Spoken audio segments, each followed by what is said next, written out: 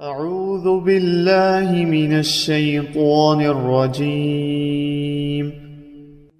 پناہ مانگتا ہوں میں اللہ کی شیطان مردود سے۔ بسم اللہ الرحمن الرحیم۔ اللہ کے نام سے جو بڑا مہربان نہایت رحم فرمانے والا ہے۔ وَهُوَ الَّذِي أَنشَأَ جَنَّاتٍ مَّعْرُوشَاتٍ وَغَيْرَ مَعْرُوشَاتٍ وَالنَّخْلَ وَالزَّرْعَ مُخْتَلِفًا أُكُلُهُ وَالزَّيْتُونَ وَالرُّمَّانَ متشابها وغير متشابه كلوا من ثمره إذا أثمر وآتوا حقه يوم حصاده ولا تسرفوا إنه لا يحب المسرفين۔ اور وہی ہے جس نے معروش یعنی چھتریوں پر چڑھائے گئے اور غیر معروش باغات بنائے اور کھجور کے درخت یعنی پیدا کیے اور کھیتی جن کے معقولات مختلف قسم کے ہوتے ہیں اور زیتون اور انار یعنی جو ذائقے وغیرہ میں ایک دوسرے سے ملتے جلتے بھی ہوتے ہیں اور جدا جدا بھی۔ اس میں جب پھل آ جائیں تو پھلوں کو کھاؤ اور جس دن کھیتی کٹے تو اس کا حق ادا کرو اور بے جا صرف نہ کرو، وہ فضول خرچ کرنے والوں کو پسند نہیں کرتا۔ حاشیہ نمبر 188۔ ان آیات میں لوگوں کو یہ احساس دلایا گیا ہے کہ اللہ تعالیٰ نے انسانوں کو دنیا میں بھیجنے سے پہلے اس کی تمام ضروریات کا کیسا مکمل اور بہترین انتظام کر دیا ہے۔ ایک طرف تو غلے، سبزی اور پھلوں وغیرہ کی شکل میں اس کی غذائیت کا سامان میسر ہے، تو دوسری طرف اس کے ذائقے و لذت اور قلب و نظر کے لیے حسن و دلکشی کا بھی پورا لحاظ رکھا گیا ہے۔ اس کی سواری و بار برداری کے لیے مختلف مویشی ہیں جن کا دودھ اور گوشت بھی غذائیت کی تکمیل کے لیے مہیا ہے۔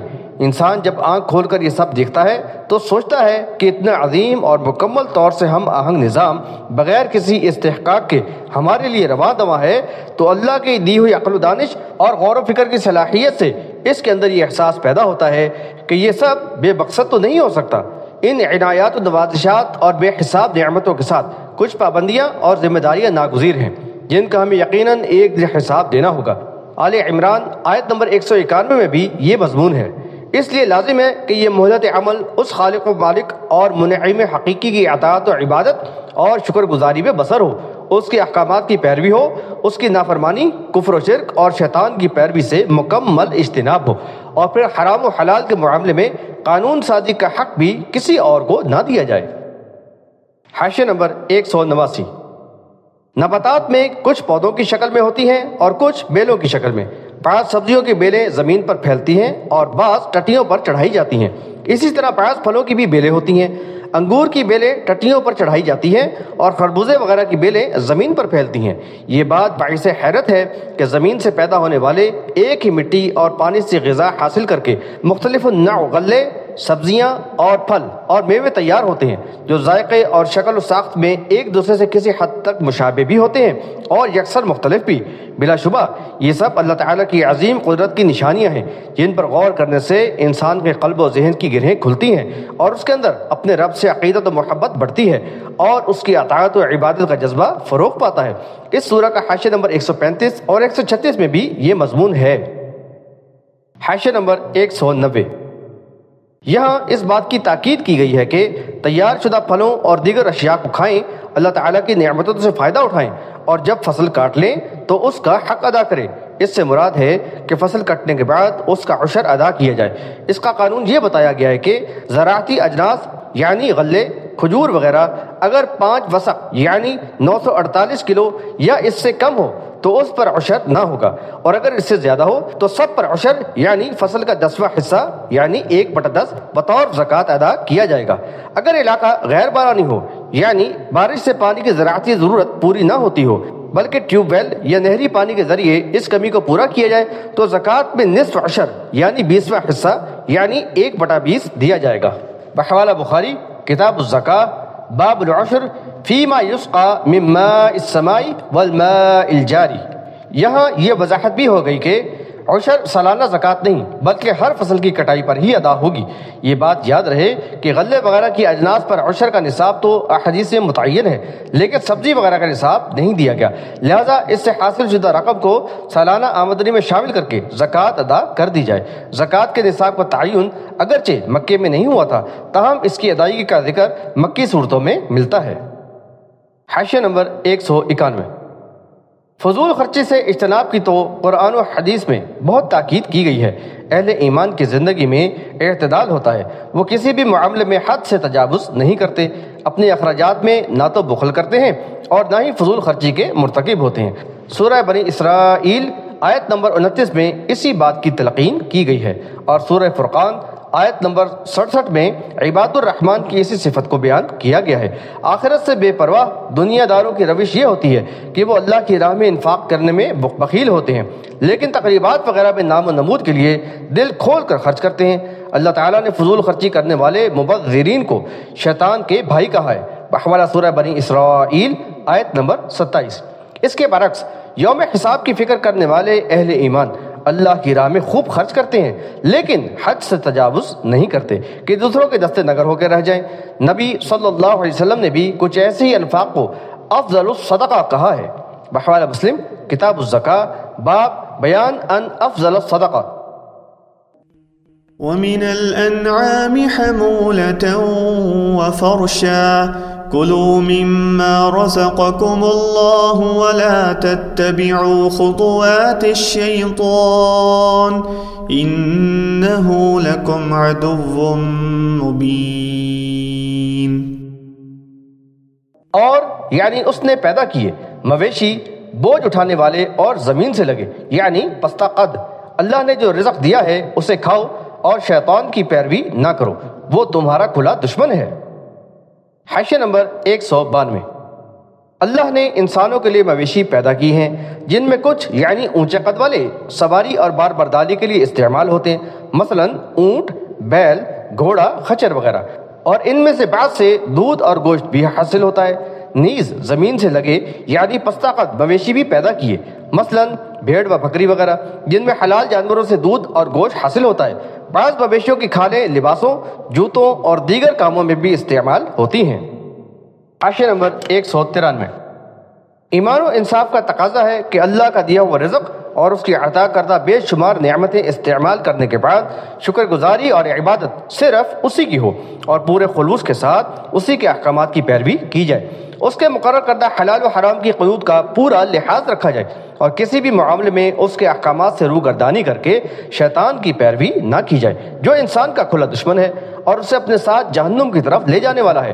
احبار و رہبان بھی شیاطین الانس ہیں جو اللہ کے احکامات میں رد و بدل کرتے اور لوگوں کو گمراہ کرتے ہیں، ان کی پیروی بھی شیطان ہی کی پیروی ہے۔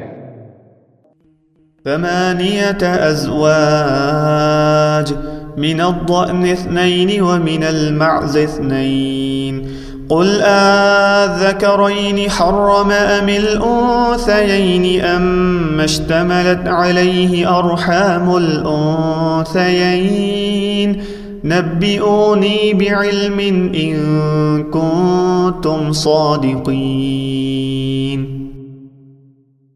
یعنی اللہ نے پیدا کیے 8 جوڑے، بھیڑ یعنی کہ جنس میں سے 2 اور بکری یعنی کہ جنس میں سے 2۔ یعنی ان کفار سے کہو کہ کیا اس نے 2 نر حرام کیے ہیں یا دونوں مادائیں، یا وہ یعنی بچے جو ان ماداؤں کے رحموں میں ہیں؟ مجھے علم یعنی دلیل کے ساتھ خبر دو اگر تم سچے ہو۔ حاشیہ نمبر 194، ازواجن جمع ہے زوجن کی اور اس کے معنی جوڑے کے ہیں۔ ایک ہی جنس کے نر و مادہ ایک دوسرے کے زوج یعنی 2 جوڑے ہوتے ہیں۔ اس آیت میں مویشیوں کے 4 جنسوں کے 8 جوڑوں میں سے 4 جوڑوں کا ذکر کیا گیا ہے، 2 بھیڑ کے اور 2 بکری کے، اور پھر کفار سے سوال کیا گیا کہ ذرا غور کرو کہ یہ جانور اللہ نے پیدا کیے ہیں تو ان کے بارے میں حرام و حلال کی قیود لگانا بھی اسی کو اختیار ہے، کسی اور کا نہیں۔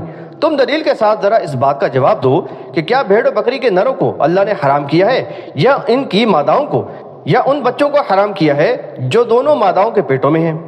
یعنی اگلی آیت میں اسی قسم کا استفسار اونٹ اور گائے کے جوڑوں کے بارے میں کیا گیا ہے۔ پھر فرمایا کہ اگر تمہارے پاس کوئی ثبوت ہو تو پیش کرو۔ اس طنز کے ذریعے ان پر واضح کیا گیا کہ تمہارے پاس کوئی علمی دلیل تو ہے نہیں، پھر مان لو کہ تمہارا موقف سراسر باطل ہے اور محض توہم پرستی پر ہی مبنی ہے۔ کسی جنس کے نر کو حرام قرار دینا اور مادہ کو حلال، اور کسی جنس کے نر کو حلال کہنا اور اس کی مادہ کو حرام، یا نر و مادہ دونوں کو حلال سمجھنا، لیکن وہ بچہ جو پیٹ میں ہے وہ زندہ پیدا ہو تو کسی پر حرام ہو اور کسی پر حلال، اور اگر مردہ ہو تو سب کے لیے حلال۔ ان کو جتا دیا گیا کہ خود دیکھ لو تمہاری خود ساختہ پابندیاں کس قدر لغو، بے سروپا اور انتہائی غیر معقول ہیں۔